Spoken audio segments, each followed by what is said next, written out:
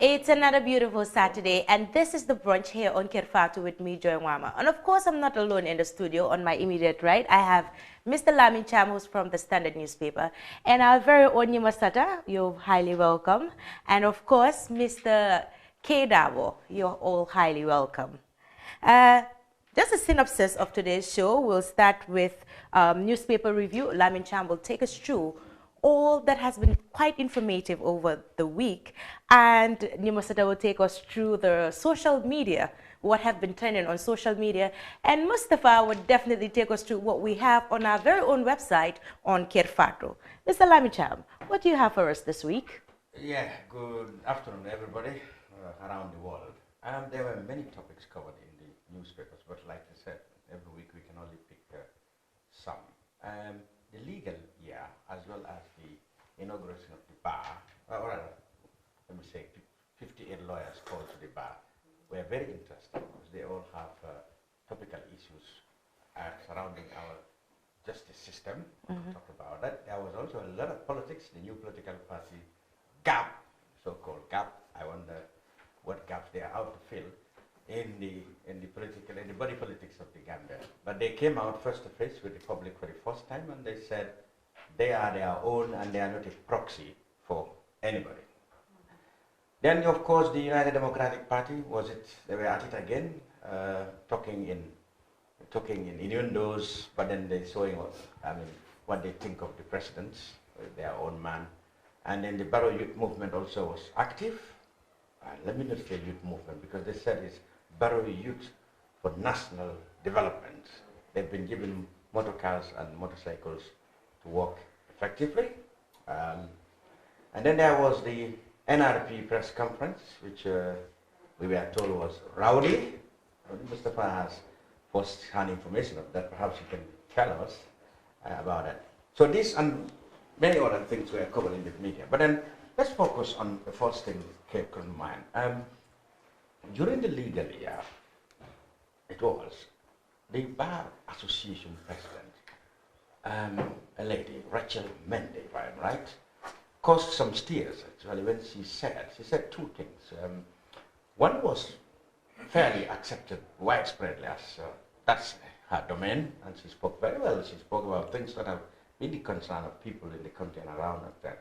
She said particularly, very strongly, that in fact, according to her, by now, the place called National Intelligence Agency, the NIA building, should have been handed over to investigators so that they can corroborate the allegations of widespread atrocities that were committed there.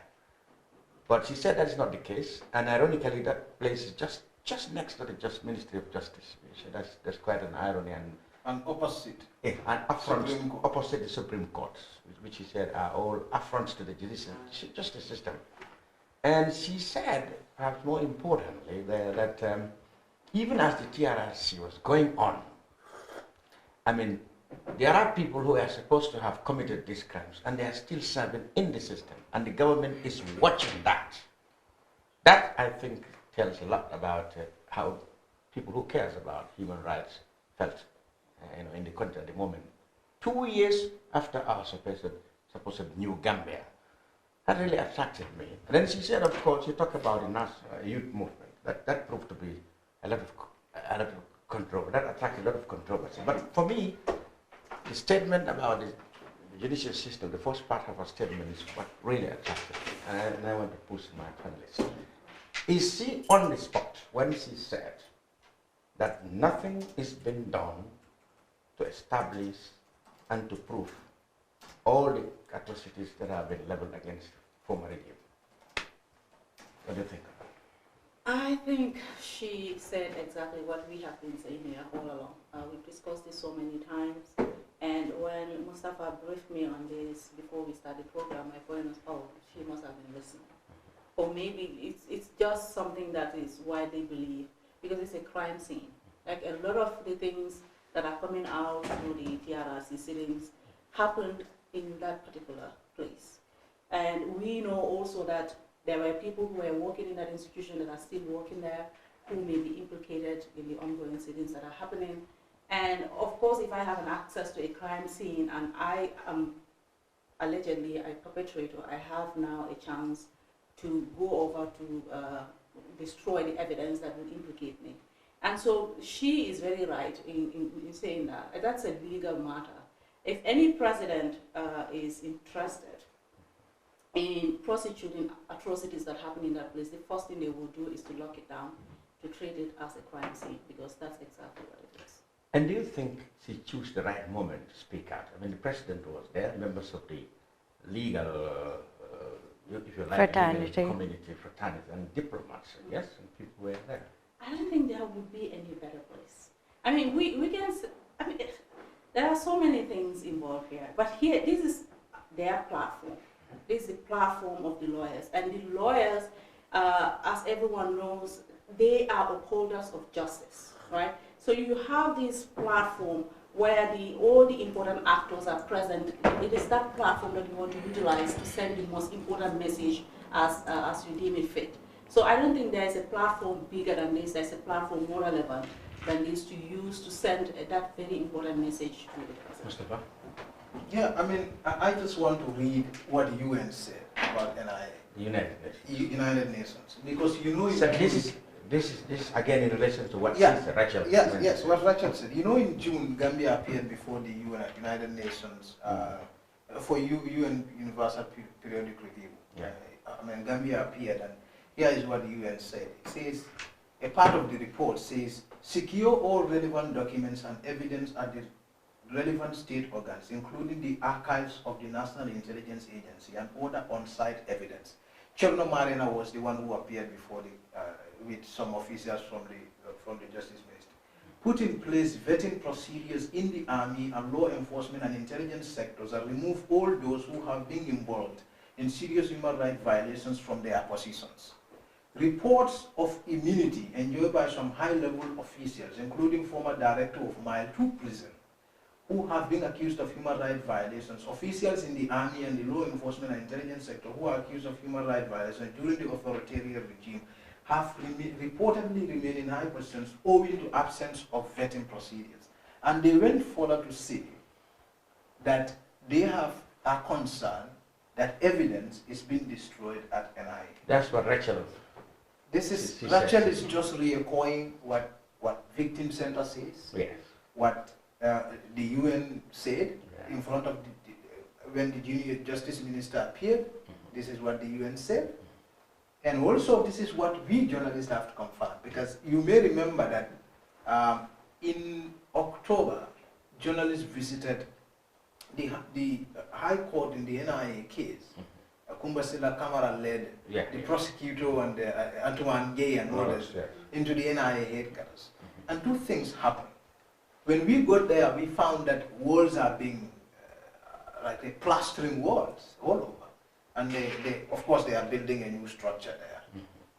But they've also raised down the clinic that have been used reportedly, or allegedly I should say, to treat victims, victims of torture, people who have been tortured.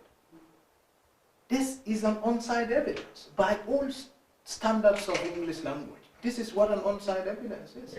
So if, for instance, that complex is being refurbished here and there, being plastered, and apparently I think as Russell herself, everyone has got to a level when people became frustrated with Barrow's inaction. You may remember that I asked the president this question last year. That was in June, in January, the first press conference he has had that year. I asked him and his response was, no, evidence is not been destroyed. That was his response. It's difficult to understand when the buildings, where these atrocities were committed have been graced. And you can't tell me the president is not aware of it. So it's apparent indifference that annoys and angers victims. And even Victim Center, you know, the Victim Center actually made a submission to the UN Human Rights, Universal Periodic Review, and they told them that this is happening. And that in fact, in some instances, they quote an instance where Babali went to a state functionary and got to see someone who subjected him to mock execution. Exactly. I think think And another OJ also interesting spoke of thing somebody. is- OJ spoke of the said same thing. yes, that's somebody who maltreated him.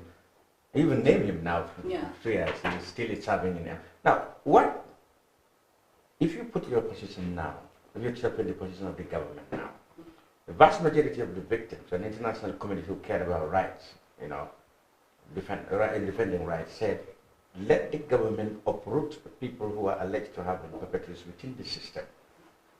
It's not been done. Why will be the argument of the government? Why is it not done? Are we going to wait? Are they thinking that they should wait until they are definitely guilty of the crimes they've been alleged to have done, or The government they should is be saying, removed? the government's argument is that we can't fire everybody. There are a lot of people who are being involved. This is the most absurd thing even a child could say. I mean, because the thing is, it's not everybody who is involved in a crime.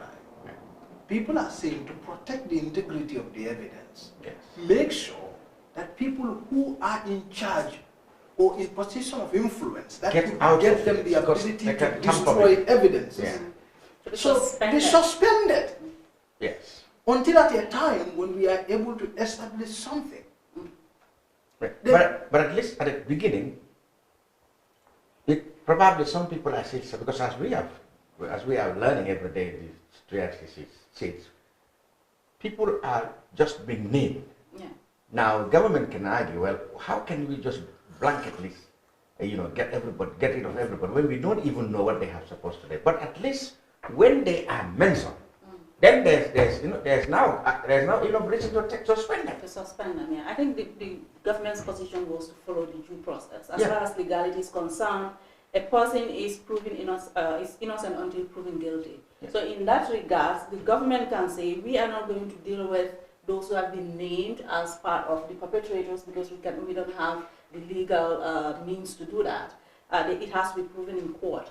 But in this case, there is a specific process ongoing, that is the TRRC process, which is completely separate from the legal proceeding that we expect to follow later on. So I think what is prudent for them to do is to suspend any Those who have been named, those who have been named and those who are in a position until they are able to clear to themselves. destroy evidence because they find themselves in that position and they have the ability to do so. But also, another interesting dynamic to this is the government's action being in contradiction to what the TRRC advocates, the never again, right? The never again means that everything that has happened in the past, the actions, the institutions that are involved, will never be recycled in the new Gambia that we have. That includes the NIA. So if you change the name of the NIA, the crime scene where all the atrocities that happened within and the people who were involved need to be there. removed from that new system, because otherwise you are not producing anything new, you are just continuing the past. And what would be President Barrow's interest in keeping these people who have already been suspected of crimes in their positions? I think that has become obvious and apparent. But if it's because of politics, what kind of votes can those people do? Or do they have people behind them? I think That's not the point. What's the point is, he's afraid of getting rid of them, is- or The point he's not is, satisfied as with we the process. move on, Barrow's position on Jammeh becomes softer and softer and softer. So, but what And would, what would he that gain is from that? That is political. It is, does And he, you may- did he think he can get young supporters on his side? That is political. Whatever reason may be in Barrow's mind, but this is political. There are, as it is right now, there are two major political constituencies in the country. You have the UDP side of the divide, and you have the pro-Jammeh side of the divide. These are the two major political constituencies in the Gambia. And if you are losing the UDP side of the divide, you definitely you want to naturally do want the something Jammeh to keep side of the the Jammeh side of the divide. But now, Now, But if this is what is in his mind, yes, and this is what because Jammeh, the last appearance Barrow made on GRTS was talking about the atrocities in Gambia being less severe than that which happened in South Africa. downplaying. And you could see as he moves on, he became softer in his positions. As he moved on, he became softer. We may get to a point when we would say, you know what, let's forget about the past, let's move on. And his definition of move on, I'm afraid, may be that let's forget about everything. Everything that had happened. now, if that is what President Barrow is thinking of doing. Let me ask you, he too has electoral ambitions. That's very clear to people.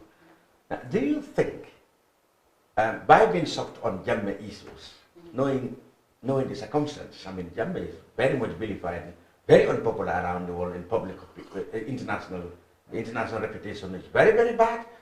Now, and Barrow has a lot of goodwill from the international community who are very uncompromising when it comes to Jammeh affairs.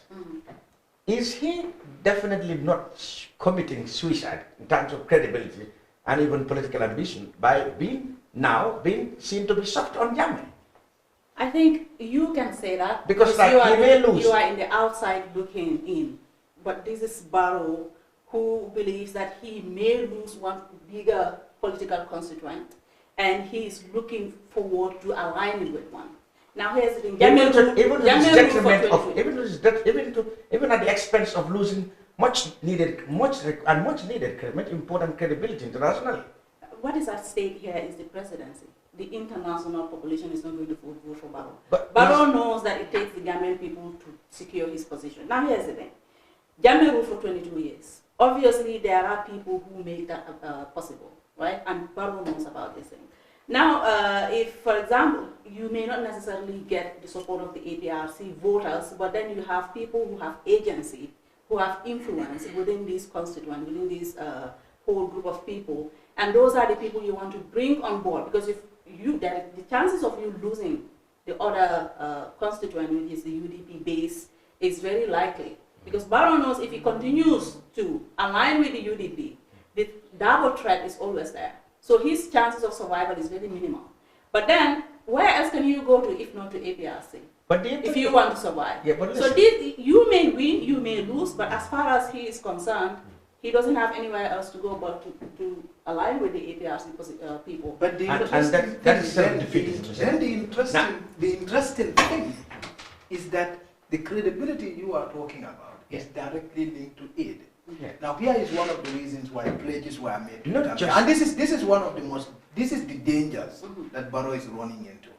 The reason why pledges were made into the campaign is because of the goodwill, the political will people have seen, the desire to move away from the past. Exactly. Now, we see Barrow reneging and delaying these reforms deliberately because of political ambition.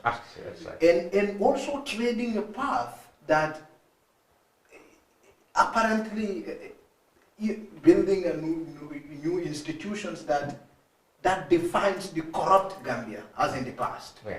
The same institution. Now, what that is going to do is that these partners who have pledged to support Gambia may renege on their pledges. And if that happens, that's what I was talking about. If that happens, this is going to leave an incredibly big hole on the Gambian budget. Yes. What is going to happen is that we have a budget of 25 billion, right? Of which only 9 billion is going to come from tax.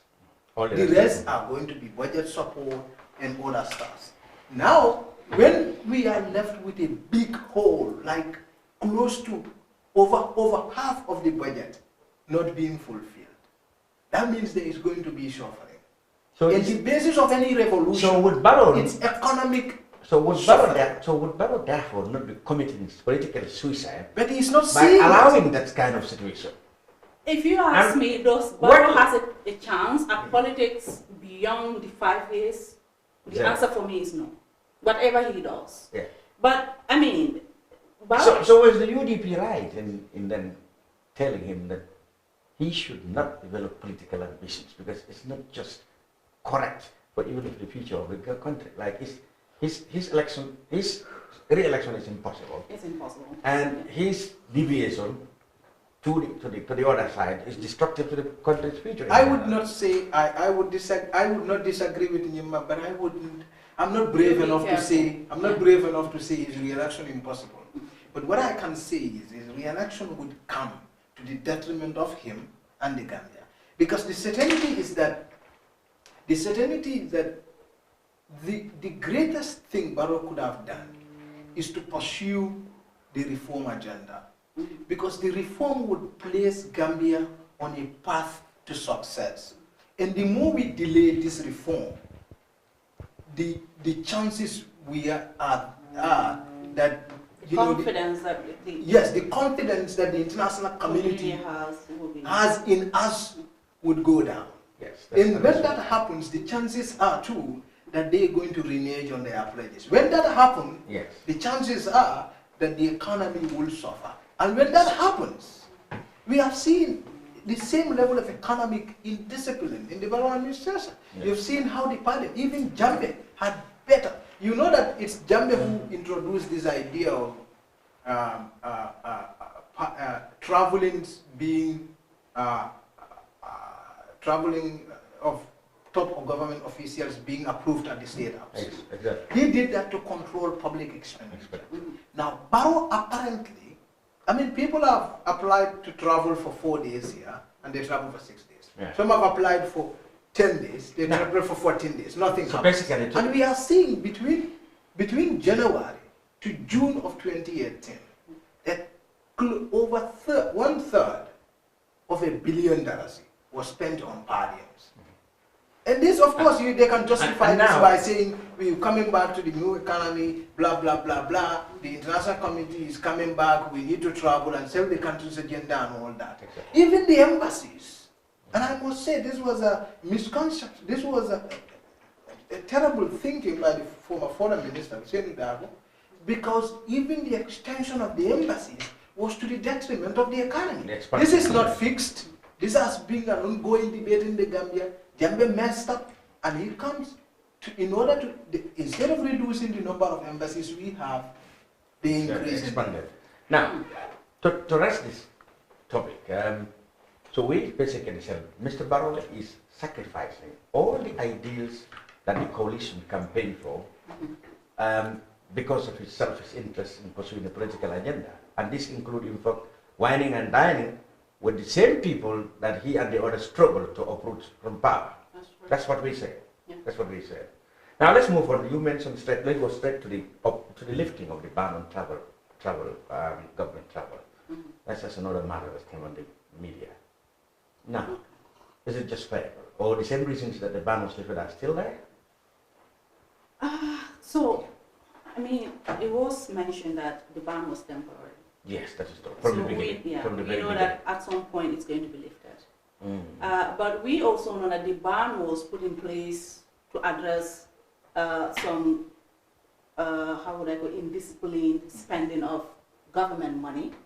So if you're going to lift the ban, you must have put in place some structures. You must have done some reform to make sure that what led to the ban itself did not reoccur. But we are not aware of any of those things happening. So if you just lift the ban, then what are you saying? Like, you are sending the message that you are willing to go back to the same indiscipline. So most of our people can jump on the plane just because there's a mere invitation from Absolutely. the country now. Yeah, but we've seen that happen. We've seen that happen. I can tell you, I'm currently looking into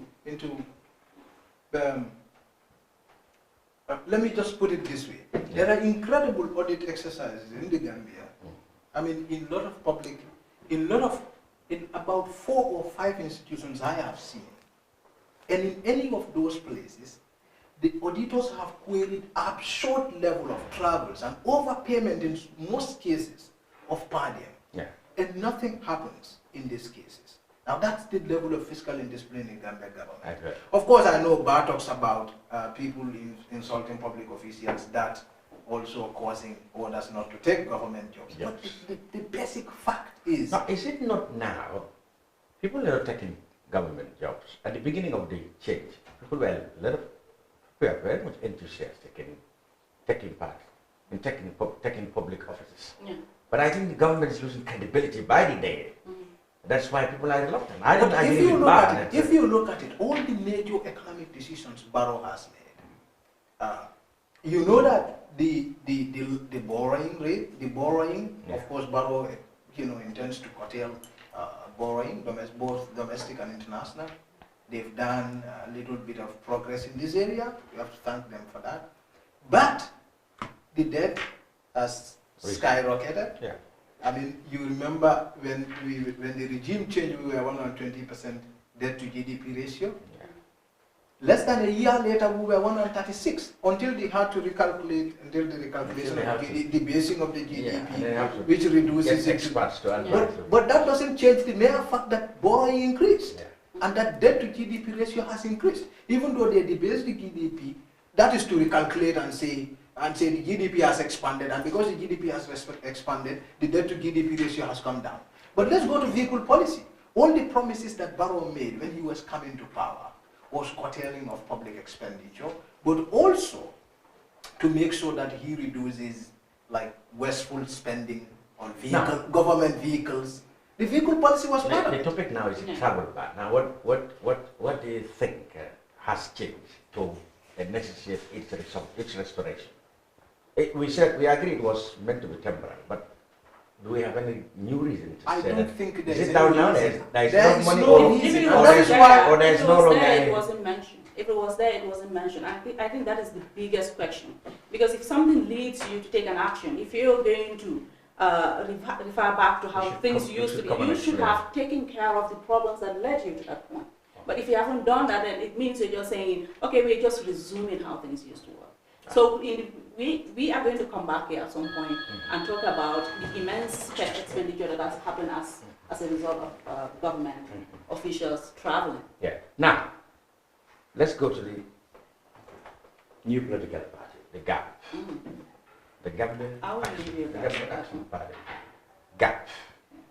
They met the media for the first time and they said they are out to do what has not been available, to fill the gaps that have been there.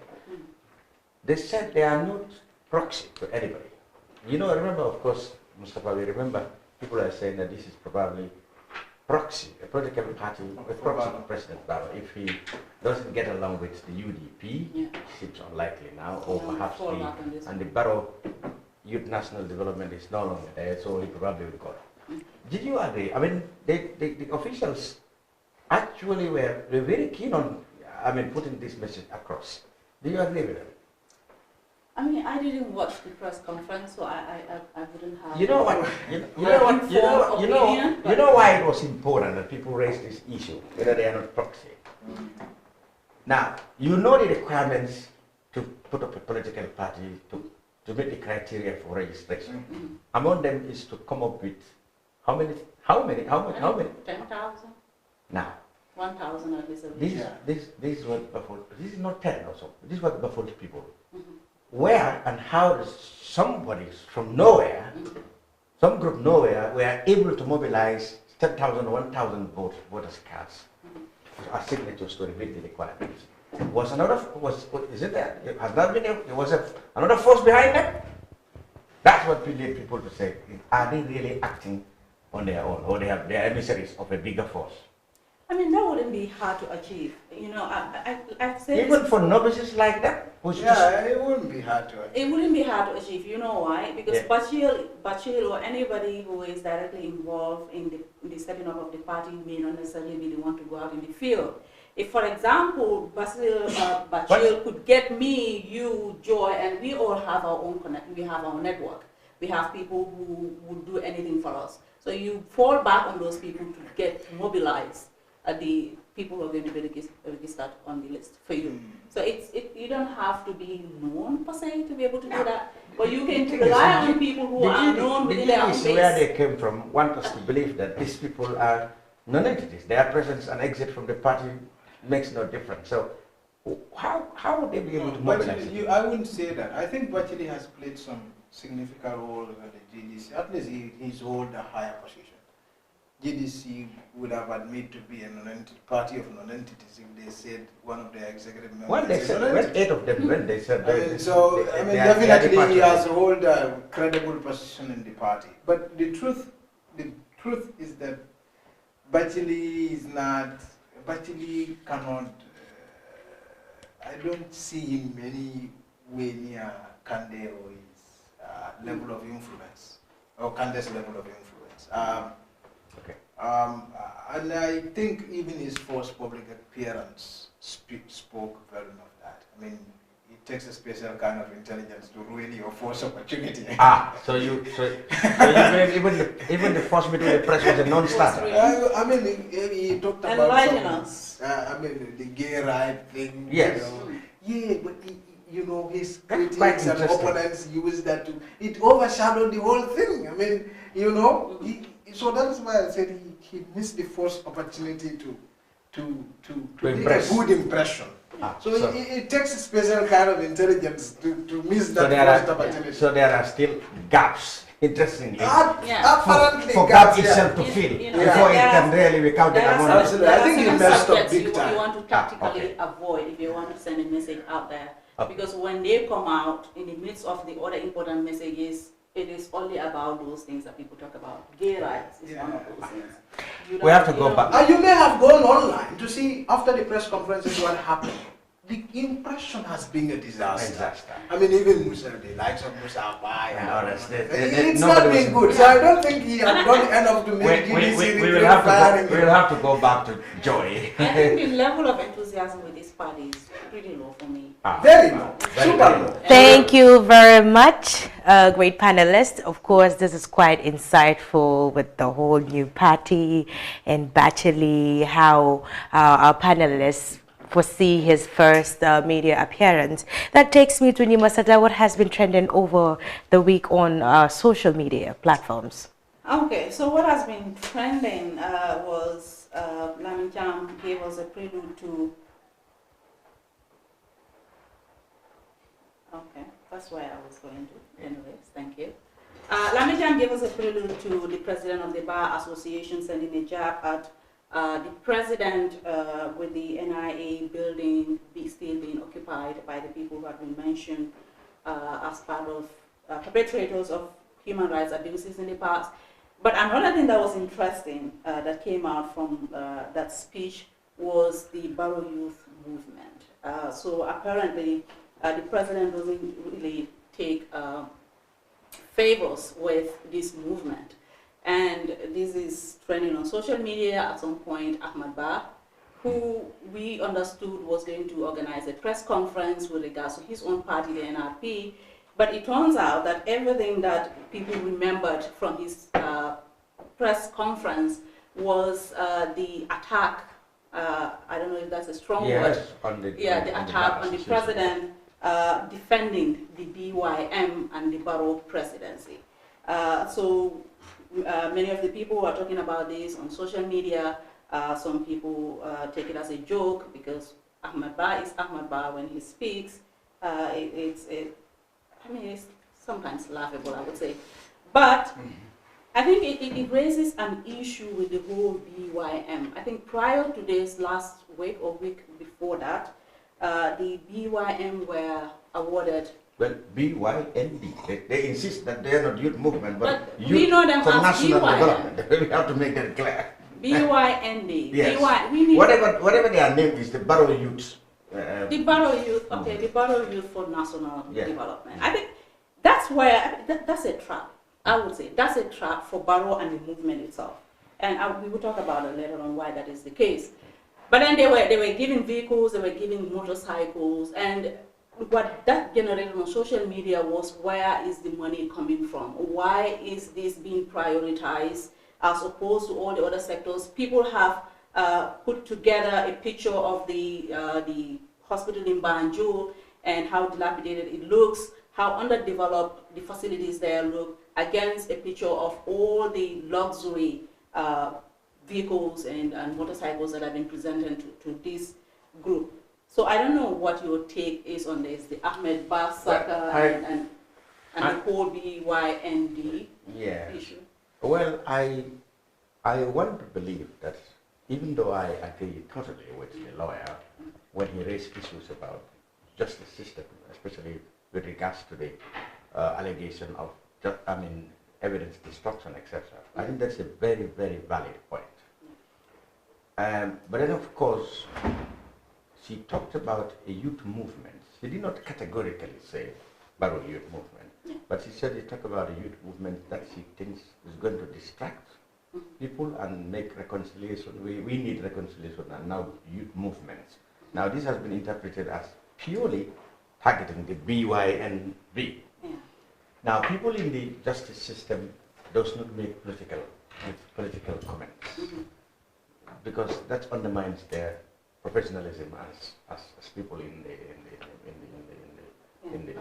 However, just a political comment.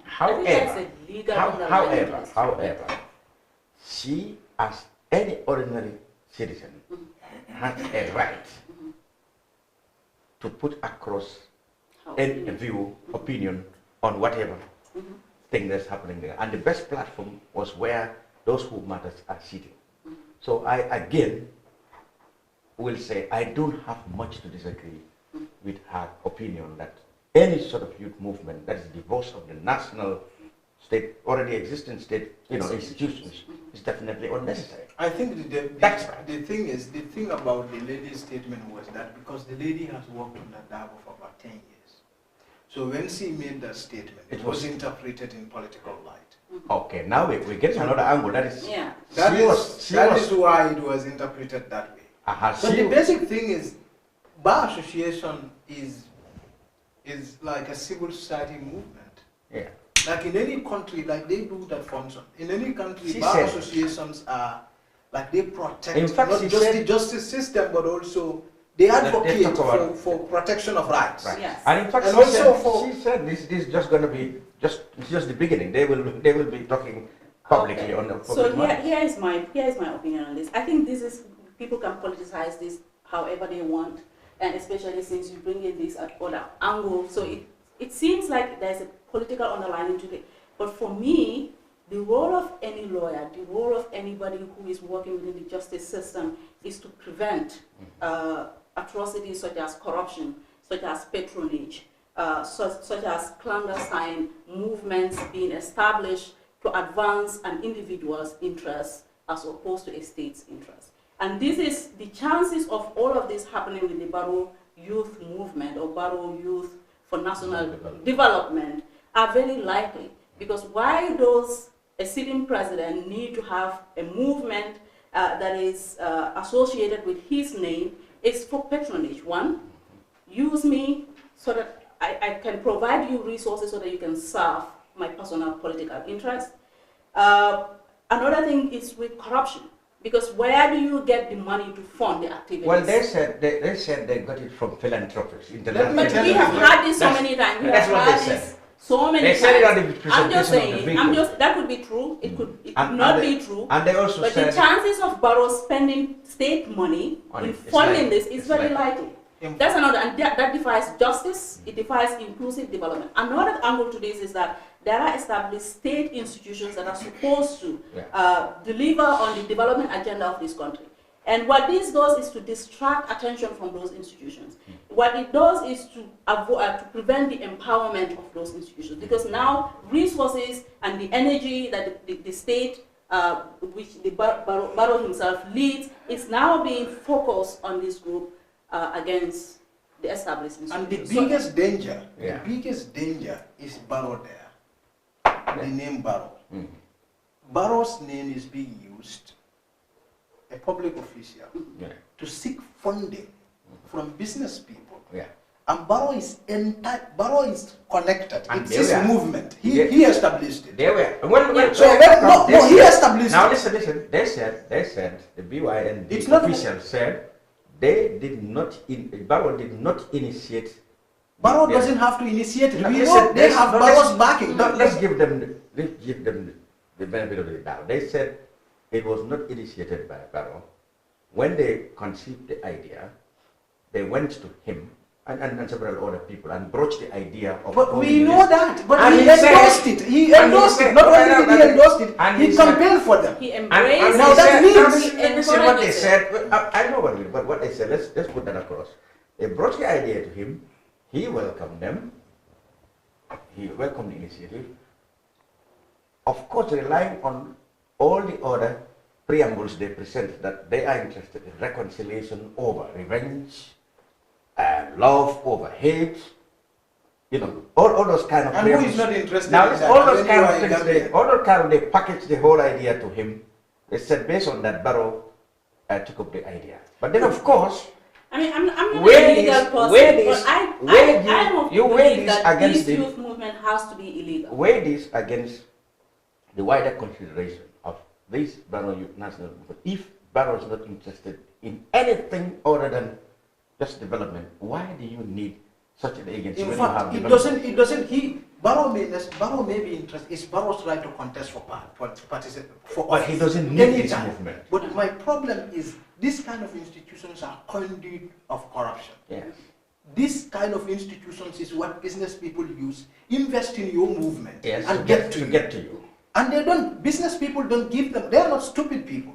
They won't, I will not come and give you 10 million for free. They I give you interested- 10 million. I'm anticipating So, that. and we have seen with a Gambia contract using of this kind of 20, institutions as conduit Gambia- for corruption. Yeah, when Gambia Conflict used- of interest for when public Gambia used- officials. Obviously, When Gambia used that's KGI, why I'm going to. Conflict of interest. When Gambia used Resources, maybe there are KGI, resources that are meant for KGI, the for state may also example, be diverted. to handle the Even the First Lady's Foundation. Japanese rice, etc., rice support, etc., using KGI when Yeah. you have a Minister of Agriculture and other things. Yeah. The same issues come up. And Why the most do you- annoying thing about Barrow and his cabal of I don't know whatever is that when people change government, they change it because they want to change the system. And Now the point is, how does anybody with conscience Well, the talk poli- to people like Sidin Jai Well, the and poli- Sabali the to poli- I- you are- correct the you are- system? You are not a politician. The politicians No, have but addressed but this easily. is not politics. I This know, is I know. facts. I'm I know, establishing I mean, facts. I understand. The point is, before this country moves on,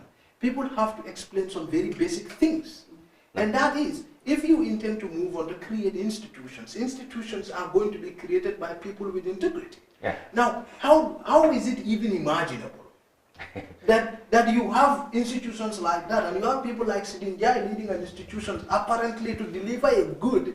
Yeah, Well, it's an irony, and I'm going to It's just an irony. Well, I'm going to thing is- emphasize again. Now, the that thing you is, have the I TRRC, think, what I don't on want, one side what I says don't This never is basic again. fact. What I don't This want is- is, I don't want us to deviate from the fact that what is fundamentally wrong is the existence of such a movement.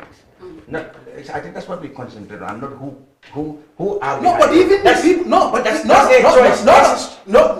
That is his choice No, of, no, that is that's- his choice of. No, that is not his But choice. the fundamental thing The is, problem is, Barrow is not an Gentlemen, let's have one forum, No, please. but Barrow is not an individual. in the Bar- name of development is wrong because there are state institutions doing that. Yeah, but Barrow goes That's the beyond point an of departure individual. The whole now. movement. But is he wrong. also That's go beyond an fundamentally the point individual. of departure is the whole movement But is Barrow wrong. is also an If institution. he chooses to bring people from Sarepata or Badibu to run it, Yeah. It's a we don't diverse- care. What we care is that we said the movement is wrong because there are state institutions who can function there Okay. without But any the very conflict. Without any conflict of No, the very idea of identifying, the very idea of immunity dictates that people who people who are seen to be involved in past crimes are restricted in some ways, or But that's what they we are have- punished in some ways, But that's such what- that they will not be able to do it again. that's what we Now, have if been you talking have about. people who Okay. have created Yeah. this kind of institutions of mediocrity Yeah. in the past, coming again to create that same institution of mediocrity and That's corruption what in the new Gambia when we're supposed to be moving That's from what the we past. have That's to why I'm mentioning people. So let's And that is summarize facts. this. Okay, let's Okay. summarize this. The Yeah. whole movement is wrong. One, it's a Absolutely. conflict of interest. It's a basis for divergence of the necessary resources that it should be spent on the state, and it's a basis for corruption. It's a basis for what? For It's I forgot just my last word. It could even they can even be tempted to go into vigilantism. It's all possible. the Jame Green The Youth. Green Youth, Green Youth. yeah, they had. So the this is same a reminiscent of that. I think Yes. that's where even the controversy is. Also, it's a parallel, it's a complete parallel to what the TRRC seeks to achieve. Absolutely. The whole reform agenda is completely Yeah. parallel. That is not Thank planned. you very much, Nima Sata. That was quite insightful, and I could see the passion coming from all angles in terms of that particular topic that we were talking. Over to you now, Mustafa Kedaba. What do you have for us on the Fatou website? I wouldn't intend to prolong it now. I mean, given that we've had a lot of discussion already on a lot of issues that. But there is one issue that we haven't discussed, and I want us to look at it. That's the issue of preparation before the TRRC. The difference between our TRRC and other TRRCs that ours, they have this power to not only recommend reparations but to grant it. Yes. They can grant reparations any moment, any Provided time. they have money. Yes, Yeah. without asking for anyone's Yes. endorsement or anything. Yeah. So, and then already the TRRC, they've set up a medical board, and we have, over the week, we had spoken to people like Yusuf Ambai, the guy whose spinal cord has been destroyed by a bullet. April 10, 11. It's confined to a wheelchair, April 10 and 11. We spoke to Abdurrahman Jame. They're part of people who have seen the medical board established by the TRRC. And this has been a great development in that area, in the sense that these people for 22 years have not had a proper medical checkup. And then, the April 16 and 14 victims also, some of them have been identified and already seen they already see the medical board. Some have been recommended to go and do an MRI scan in Dakar. Even Baba Gale, we spoke to the victim center about it. I think this has been, this is a great improvement, achievement. Well, the It's TRRC, always for the TRRC, isn't it? I mean, when I say that the job of they went to the victim center last week, the TRRC commissioners, to say basically they came to express solidarity with them. But I don't think the TRRC have the solution to the needs of the victims as a whole. Why would you say? No, because the TRRC doesn't to start with, doesn't even have enough funding. They don't even have money yet. From credible sources, they don't even have money yet. And now, any money that they are going to do will have to base on the recommendations that they have found from the hearings and investigations before they can grant reparations. The victims center, the cry we got it from there that they should, each and every one of them is entitled to automatic reparations and immediately. That's impossible. But the very fact that they are also giving some medical treatment to victims at least one at a time, at least it's a modest achievement, isn't it? What I'm trying to achieve is this redressing coming now? The victim centers redress all the remedies to the problem coming to come from the funds, or going to be addressed by the TRRC or the government? TRRC. No, this is what I think. I think it's premature. Not For me, necessarily. I think it's premature for TRRC to start reparation process at this point.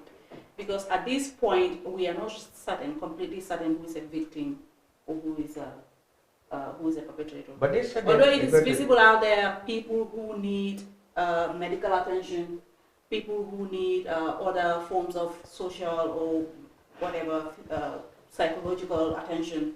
But for me, that responsibility should be with the government. I think It is the government who should be taking care of those people at this point. And the TRRC continues its work until they finalize and they establish exactly who was a victim and who was a perpetrator. So that if people are going to be reparated, they are reparated based on the evidence that they have accrued. I don't think the TRRC. For me, it's premature. I don't think the TRRC should be the avenue to address the victims' concerns and plights. I mean, those things have been indicated, and they should be the concern of the government, to address them, rather than them now thinking that the TRRC is the solution to their problem. But if you look at it on another side, the victims, some of them have had health complications that can't wait until the end of the TRRC. The government should take responsibility. Yes, so but TRRC should be pressed. But you are saying that on the basis that we don't know who is a victim and who is not. But No, I'm not saying we don't know, but this is a process. It has to get completed at some point, so that the evidence is clear to everybody. Yes. I can claim to be a victim of Jame, but that may not be the case. Yes. You get my point? Yes. But the government, because the government owes its citizens a responsibility, right? If citizens are in need of medical attention as severe as some of these victims, and we know that it is associated with a state conduct, even though the state is permanent, right? So if you come in and you succeed, a government that is involved in atrocities as that, it's your responsibility as a state representative to take care of them. My point is the TRRC could do that, but it has to be after the process is I mean, there were... Well, the TRRC's position is that they need to, because in other countries you've seen TRRCs ending and then the issue of reparation became a problem. So the TRRC's position is that we don't have to wait until the end. But then we had a burden of $20 million to pay out, that we can start raising funds. But we can start, because the consideration is not done. You know, TRRC has different units. You have the child welfare unit, and you have also a reparations committee. Yes. Now, reparations committee identify cases that they know enough facts about. Cases that they know enough facts about. The commissioners approve it. So it's not just like it's not done. It's worked on. Yeah, what I'm trying to say... it's worked on after reasonable... What I'm trying to say... facts. I'm trying to say they just do it I'm as trying it goes. to... Yeah, I know that the TRC's approach is fantastic. They want immediate solutions to those whose cases, like people needing medical attention. That's quite important.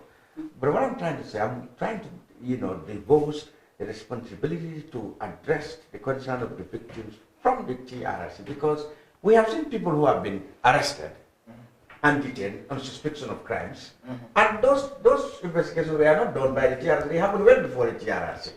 So we cannot say we have to wait for TRC to establish that somebody is a victim before we can. If you can investigate and arrest a suspect, why can't you take care of his suspected victim?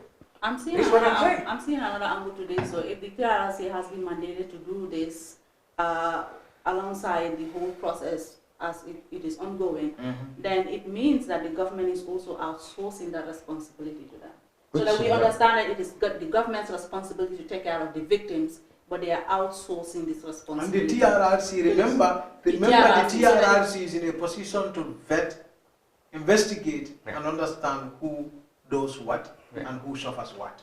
Yes, but so don't say they are not also best suited to do this. Now I'm saying this is an institution specifically established to... Must the government now rely on only them now to find out? But that's not the point. It's the government that helped them establish the medical board in the first place. That's what I'm saying. That's TRC's initiative. But I'm saying that TRC alone is not the overall solution to the victims' concern and plan. I agree. One good thing, let's finally say one good thing about the government, the Rohingyas. It was the government, it was Batambere who proposed that in Dhaka, I find it difficult, Bangladesh, Dhaka, they have capital. I find it difficult to pronounce. Dhaka, it's Dhaka. Not Dakar. Yeah, not Dakar. So, and in 2018, Batambere proposed that that the Gambia proposed through BA that they institute a committee that is going to protect the rights of, that's going to lead the protection of the rights of the Rohingya Muslims, and even litigate their issues in international institutions such as International Court of Justice. And an interministerial committee of foreign ministers that was established thereafter. The proposal was admitted thereafter, and the interministerial committee was established. Then that interministerial committee is apparently meeting in Banjul tomorrow. About the Rohingyas? Yes.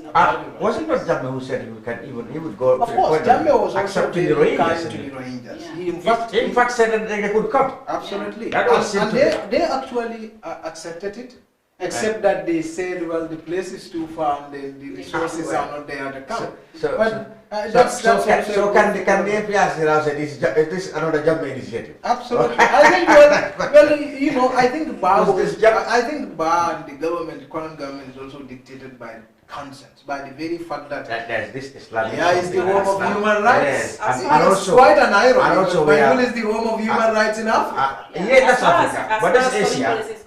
But the fact that we are being tutored to be the host of the Islamic conferences. All those can have something to do. Well, Yuma has a different view. But- No, I don't have. But I what is just wanted to what is emphasize- universally accepted My is point that is, the Rohingyas this have- is very good for our foreign policy because you want to carve a space for yourself within this broad, area of war. I think they are coming interstate here. relationships. I think they are coming And here. I think that's where Gambia has been struggling with to find an identity for itself. And you mentioned that Gambia is the Yeah, the home home for of human human rights. rights, We yeah. had the African Charter. We were until the last 22 years. Yeah, so But I we think still it's a are. good move. Well, we have Even to on the Jambi, we have to we see- offered the Rohingyas a refugee It's a status. good move. When you mention They were Canada, much when less you service. mention Canada anywhere, people understand it to be a country of goodwill. So this is something that you can associate with the Gambia also. And I also read from somewhere that that's going to be a major topic when the OIC. OIC I'm comes.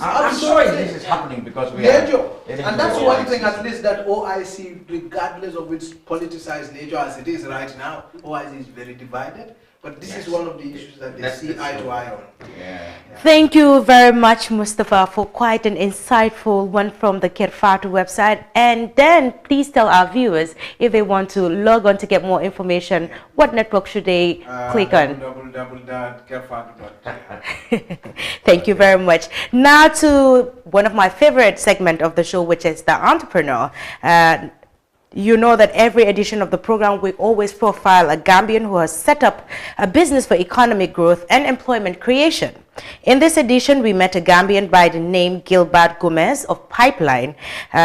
Gilbert is on a ticket. He's a ticketing officer of ALGS Travel Consultancy, who's making a name for herself. Let's take a watch of what we have.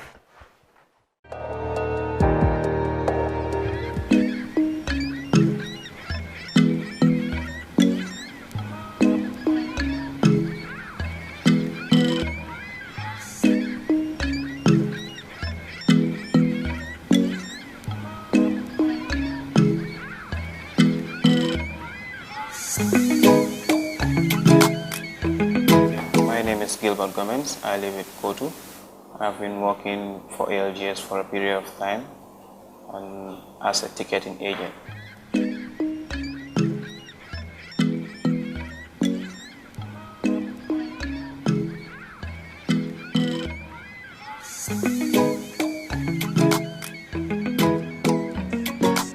We sell tickets to all destinations, and we do visas to China, Dubai.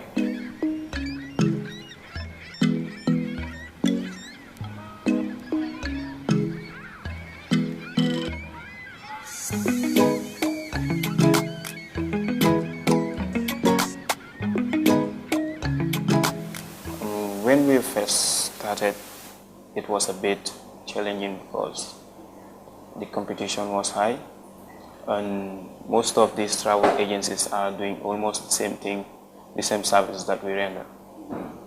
So we are doing our best to keep up the good shape of the business and move on with the best price and the best destinations for our customers.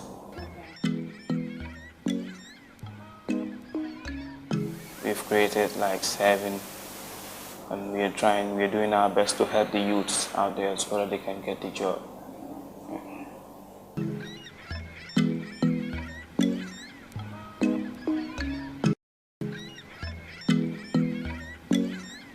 And from here up to 5 years, we will expand the business and have many branches in different areas.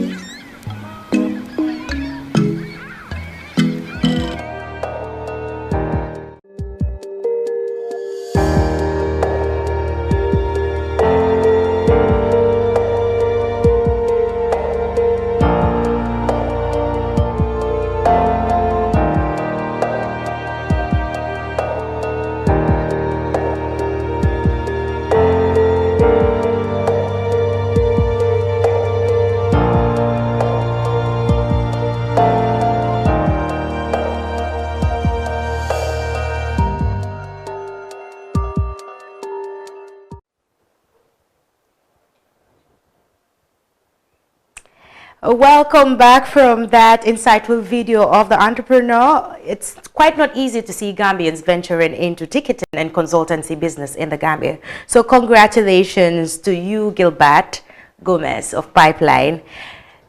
Now to my favorite segment of the show. We have a special guest in the house, and he goes by the name Mr. Alex Mendy. Mr. Alex, you're highly welcome to the Brunch Show. Thank you. Thanks so Mr. Alex is from Kalilu.com. That's right. And then today he'll be telling us or giving us more insight of what what is Kalilu.com about, and who is the brain behind Kalilu.com. Welcome on board. Hey, thanks guys for having me. It's a pleasure to be here. I think this is the second or the third time being on the Fatou show, Kerr Fatou show, I'm sorry. And it's always been a pleasure to be around. I had a great fun the last time we came in. So when Fatou talked to me, I couldn't even say a word but to come around. Right. So again, my name is Alex, and I'm part of the Kalilu.com team. We've heard a lot about Kalilu around, but I will just give you a tiny little bit of chunk of what Kalilu is. Then maybe later on we'll dive deeper to what Kalilu is. So basically, it's an online shopping platform where anyone abroad can easily shop for their families in Gambia, and they get it here the same day. And I'll give you the simplest example. If I need a bag of rice right now, and I have a family member in the US, before I can call them to send me the money, which might take a couple of days for me to go and get it, I can easily call them and say, hey, log into Kalilu.com. You will see the bag of rice there, the onions, the oil. Just buy it and we'll get it. So as soon as they bought it from the US, the Kalilu team here will give the customer a call and they arrange the delivery. You can easily get your bag of rice within 2 hours from the time you requested it and the time it gets to your house. Interesting. So that's basically what the small chunk. We have other services like the money transfer, the cash power, but I'm sure we'll get more into it. But that's usually one of the most interesting part of what we actually do, helping people in the Gambia to get connected with the people in the diaspora. So tell me, I'm quite interested because being online or doing an online business in Gambia is quite not something that we are used to. That's right. So I want you to tell me, how did this idea generate into a reality? So it started because we realized that there are a lot of families here in the Gambia that were disconnected from their families abroad. They needed help, but because in the diaspora, they're probably running around with 2 jobs, 3 jobs, and they don't have the money to step into the bank and do money transfers and shop and try to ship it for their families. So we figured if we can try and get that connection closer, whereas family members here, they don't have to struggle anymore to wait for those funds to come in. Because I can attest, when I'm there, sometimes you call me and say you need the funds. It might take me a couple of days for you to get it, because I might be doing my second job, which is the part-time job. I might not have time during the week to send you the money. So it might only be during the weekend that you might get those funds to come in. If you have an event on Tuesday and I can't send it on Tuesday, what are you going to do? You won't have anything, right? So we figured if we can get the family members here get really connected with those in the diaspora, it would make life a lot easier for them here. That's the part of the Gambian base. The diaspora, we struggle a lot in the diaspora just to make sure we support our families here. And sometimes it's sad to say, but sometimes you send money over and it's not invested to where it's supposed to go, right? I can call for the bag of rice, it gets in here. I have other side jobs that I want to do and invest that on it. So they are struggling to feed their family, but the money is not going to where it's supposed to go. So with them right now, they can easily buy the bag of rice if they want the bag of rice. They can buy the onions if they want the onions, because they will go online and see the onions, buy it, and it gets transported to their house. So it eases the pain in the diaspora, and it makes life a lot easier for the Gambian base, because they can get it within 2 hours. So what makes your platform different from other platforms that we're seeing? Because of recent, you can see the evolution of online shopping increasing in Gambia. What makes Kalilu stand out? Service, number one. And I'm glad you mentioned this. First of all, anything that's coming into Gambia for the Gambian base is positive. Whether there are other people doing it or not, that's what we like to see in Gambia, to support Gambians, right?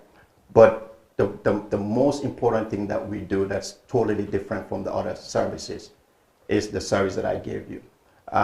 We believe that we are part of a family.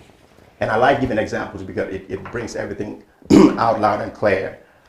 Every delivery that we go, we know the person by name and who they are. Sometimes we even call them before we even say anything. They say, hey, Kalilu Nangade. Because we are connected to our customer base. It's not just about money for us, but it's about the family being happy. And one more example before you ask me another one. Last year we did a Tobaski Ram sales online. We had a family that had never had any support from his family abroad because I don't know why. But because my thought is the connection was not really there. This year, the family bought the ram and they call us and say, please take this ram, but do not tell them who bought the ram yet. So we took the ram, the lady asked us, where is this ram from? We told them that somebody will call you and tell you, but it's a gift. In 2 hours, the lady called us and said, I cannot tell you how happy I am because I've never really had a ram during the Tobaski, but Kalilu had made it possible.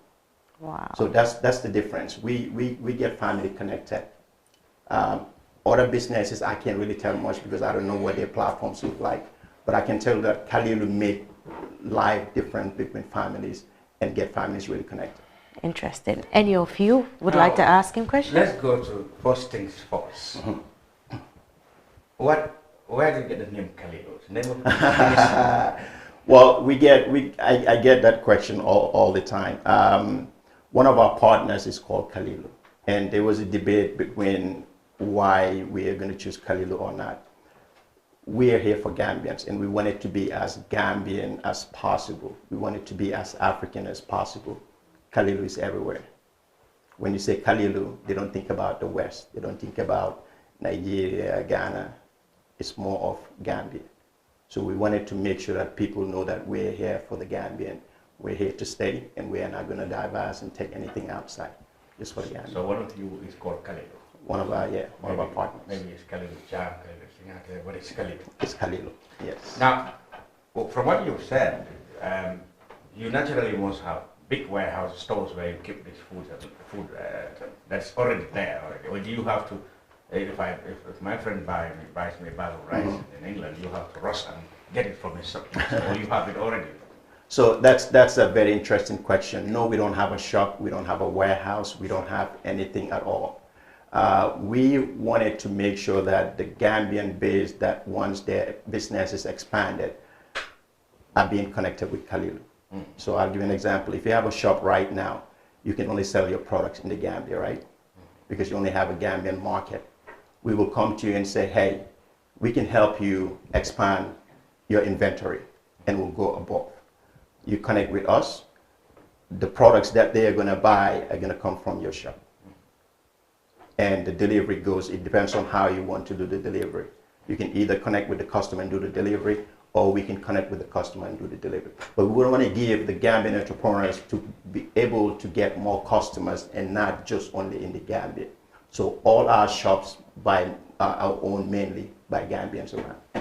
So you go to them with the cashless transfer already, or you just give instructions. Who transports the goods to the customer?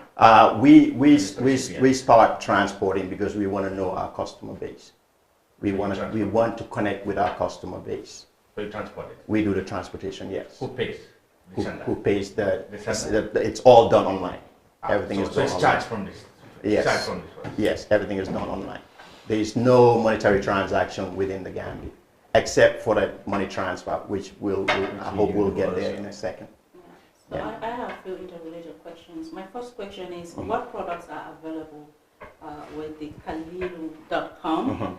And also whether or not there is a two-way customer base that you have. For example, you mentioned somebody abroad buying products from the Gambia for their families in the Gambia. Right. Can it happen the other way around, where a Gambian wants to buy products from the Gambia for their families abroad? Can this happen? So I'll answer the second question first because it's more important. And I cannot stress saying this, that we wanted to make sure that we're here for the Gambians. Now, if we do the other way around, we are actually investing, or we are actually supporting people abroad. But you're buying the product from the Gambia and sending it outside. That's I'm sorry. Okay, I thought you said buying products from the outside and ship it here to Gambia. I'm sorry. No, we haven't started that yet. We have not started that yet. And if you can remind me, the first question, I think I forgot the first. The first question is, what products are available? What products do you sell currently? Every product that's available in Gambia and our customers need it abroad, they'll get it at Kalilu.com. So right now we have the basic commodities: the rice, the onions, the sugar, the tea, you name it. But if it's not online and you want it, we can go find you a vendor and we put it online. That way you can easily buy it. And guess what? The best thing about this is the same price that you're going to buy it from any shop in Gambia, that's the same price they're going to buy it abroad, because we don't believe in price escalation at any time or any day. Even during the Tobaski, the same price that you're going to buy it 3 weeks before Tobaski for the ram, you're going to buy the same price the day before Tobaski. Wow. No difference at all. Absolutely no difference. So how do this ram sell? Because the customer needs to see the type of ram that's right. That's So everything is posted online. A picture of the ram, the size of the ram, how it looks like, and there's a tag for every single ram. So if you buy tag 101, your family member are going to go get tag 101. That's what they're going to receive. And if they want to verify before buying the ram, they can come to one of our vendors and verify what kind of ram they want. They call their family members and tell them that we want ram 106. And they'll buy ram 106 and get it delivered. The same day that you buy it, you get it the same day at your house. The lady mentioned something interesting, which you said might be like you don't want to invest to help other businesses abroad.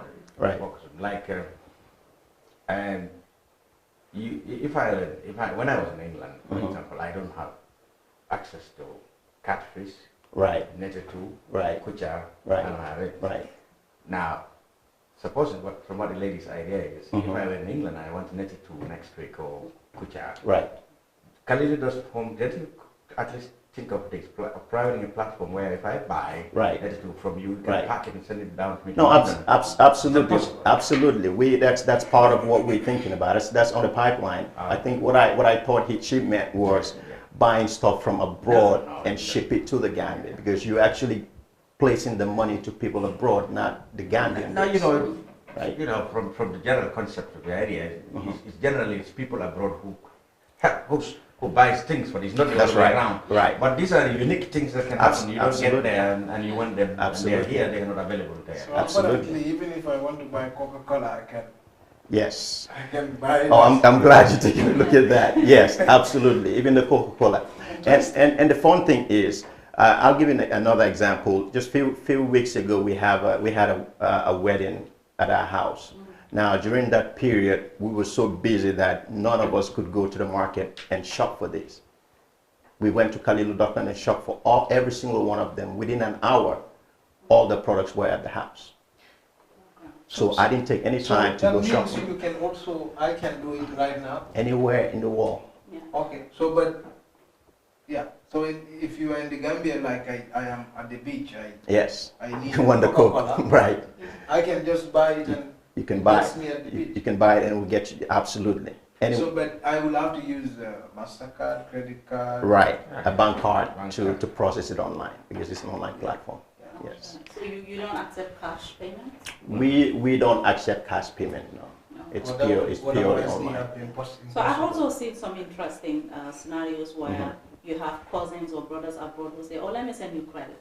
But they send you a token with credit.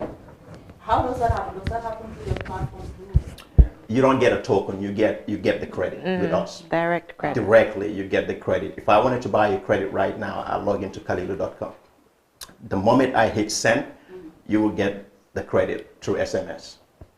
Cash from. So you have this link with the GSM companies.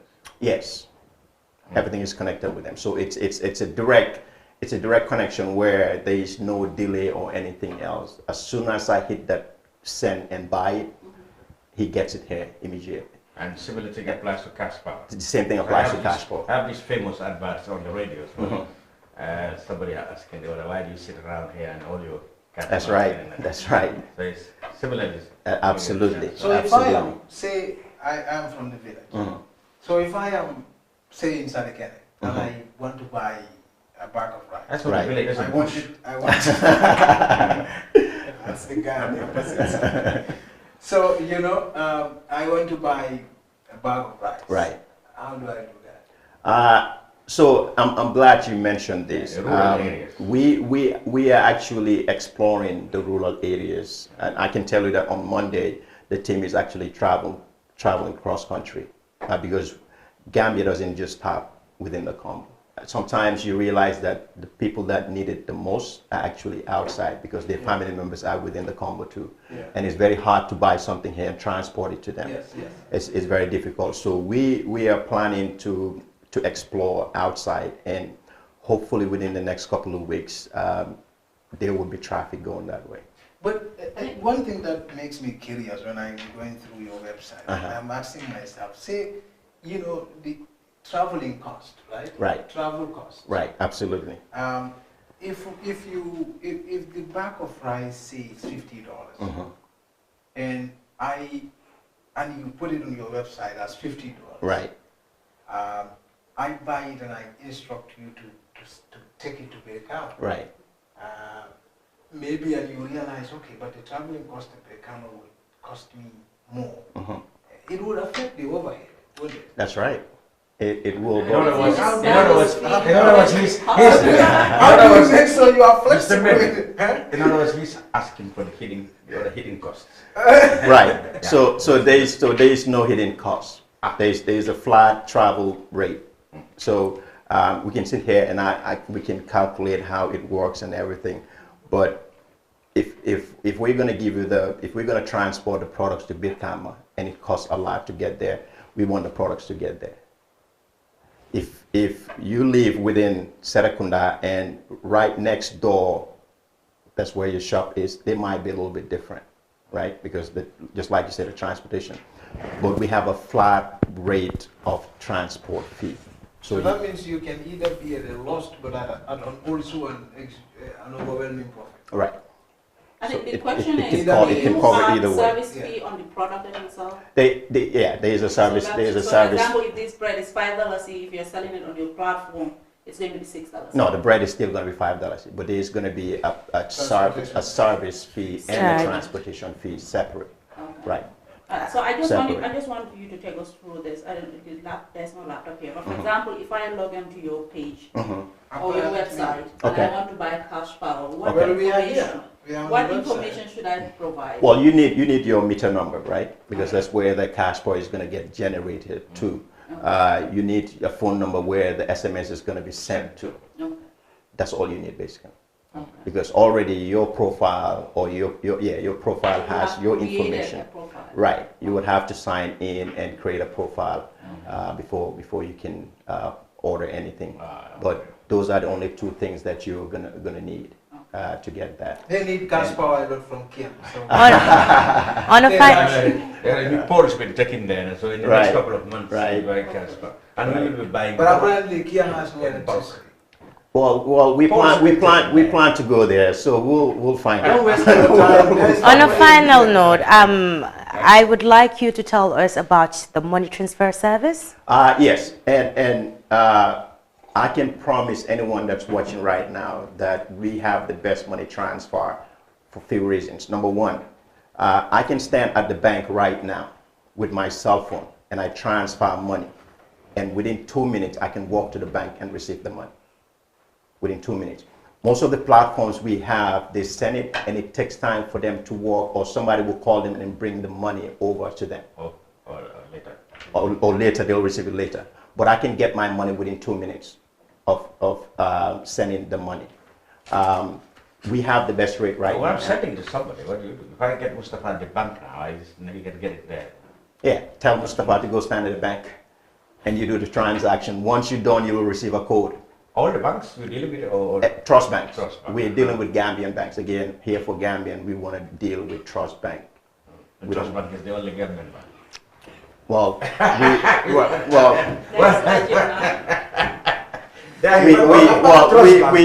we wanted to start with the main Gambian bank, and then we spread out from there. The biggest. Right, the biggest, Okay. and we spread out from there. And also, there is no other money transfer right now that's giving you a $48.25 to the Dallas. Oh, Dallas you to have the the best dollar. rate We have the best rate at all times. at all times.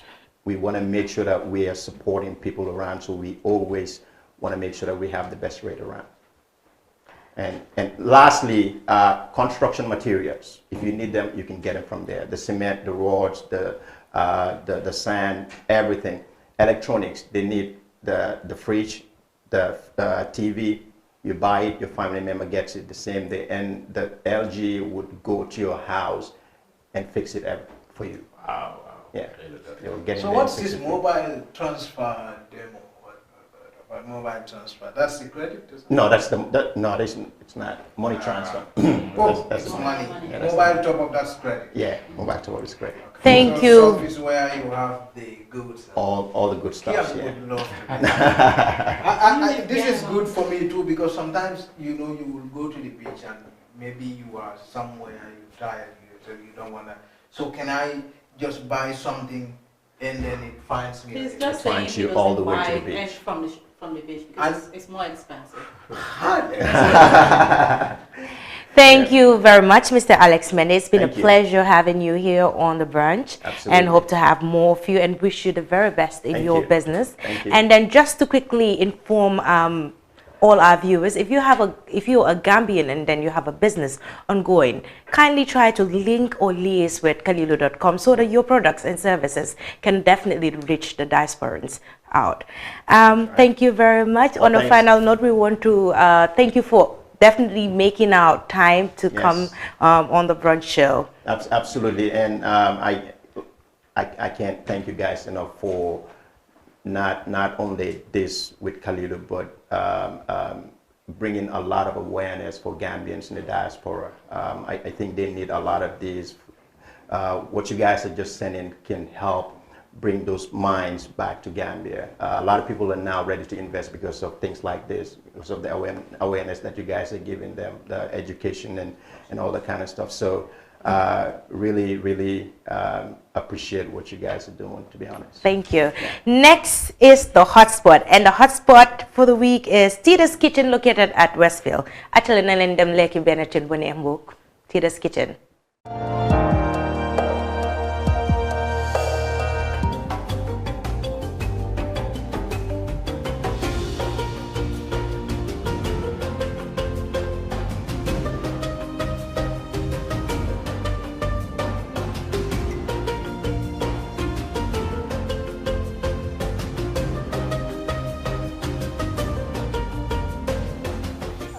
My name is Martida Sediba, known as Tida. I'm the owner of Tida's Kitchen. I am the manager.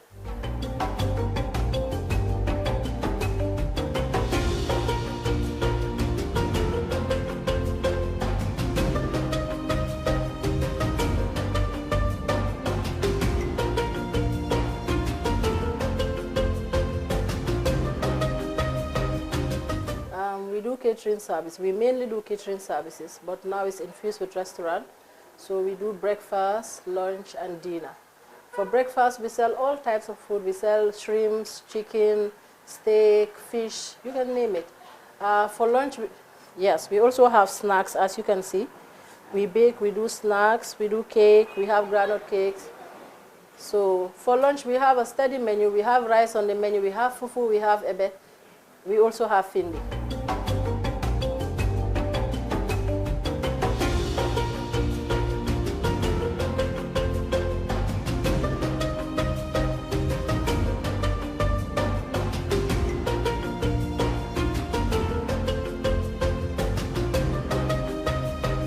Yeah, alhamdulillah.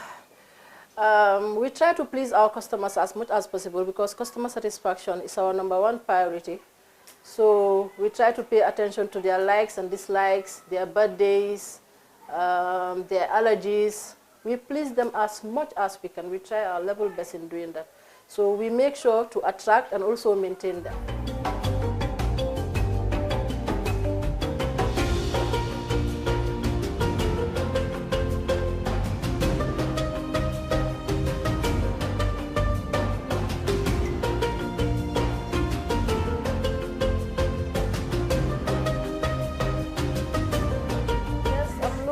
Westfield, Bakaugara Junction, next to Ace Advertising.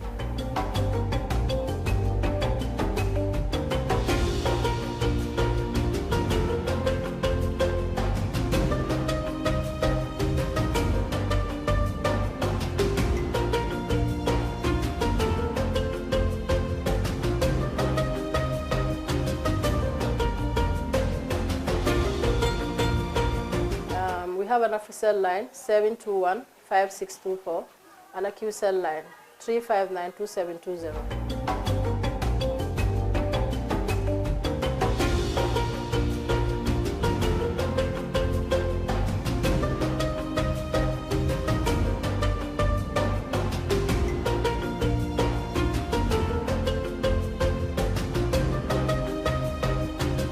(721-5624). 359-2720. Tita's Kitchen is the hottest spot in town for all your catering needs.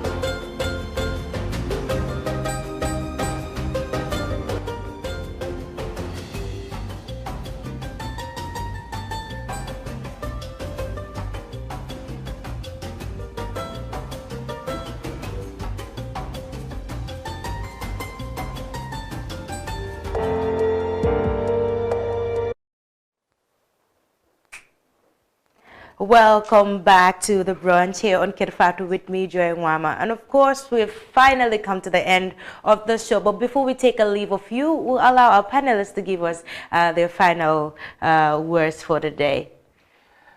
Well, yeah, we thank everybody around the world who's been watching us. I think it's interesting. I found Kalido.com group very interesting. I'm looking forward to another more busy week for the news rooms, I hope. And I'm sure Mustafa or somebody also will be bringing in more exciting news next week. Yeah, I'm apparently looking at my coalition picture in Kia. Coalition campaign. Yeah, but same for me. I hope that it's a wonderful weekend for our viewers and we have more interesting news to bring you next week. Thank you very much to you viewers that have been with us all through today's show. We won't do justice if we don't thank our sponsors. That is EJ Investment for always believing in us, and they still keep motivating and pushing us to go to the highest height. And still to remind you, our viewers, that this show, The Brunch, is open for sponsorship. If you want to be part of our sponsors, don't relent. Send us Facebook messages and we will immediately respond to your offer. Have a pleasant day, and I remain your host, Joy Nwama.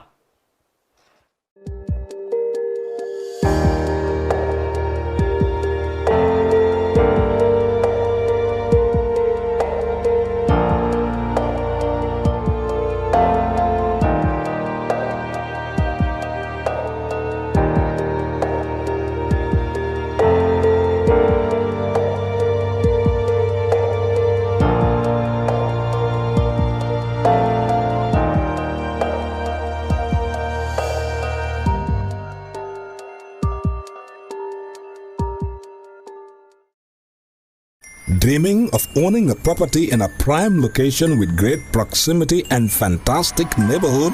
EJ Investments Sanyang Seaview Estate is the best choice you have been waiting for. Our Sanyang Seaview Estate is approximately 15 minutes drive away from the busy hub of Brusubi roundabout and into the heart of nature, where you can have a peaceful and relaxed lifestyle with your family. You can buy a finished 4-bedroom story with 5-year flexible payment plan or a service plot with 2-year payment plan option. With over 300 homes, you will enjoy big tar roads with covered drainage, modern electrification with solar street lights, gated entrance with security post, and a breath-catching experience of our beautiful sea view and lake view. You can own a home today at our Sanyang Seaview Estate. Call us today on 446-4838 or 325-9220. Visit our website on ejinvestments.net.